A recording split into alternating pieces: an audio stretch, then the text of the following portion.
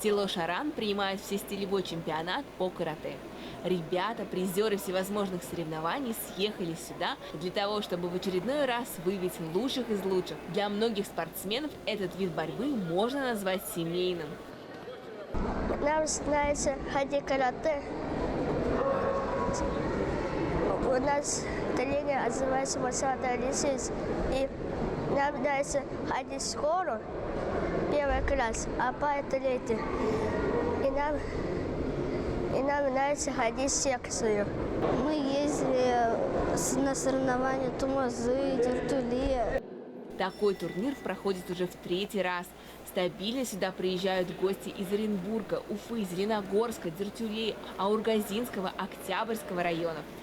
В Казани, в Леногорске тоже были соревнования. Много было соревнований, я в них участвовала. Шаранский клуб карате Киокушинкай не самый многочисленный, но спортсмены отлично подготовлены, выходят на ринг с серьезными соперниками.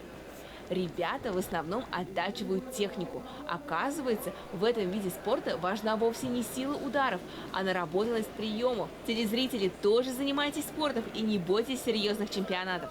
Татьяна Никитина из села Шаран специально для Горы новостей.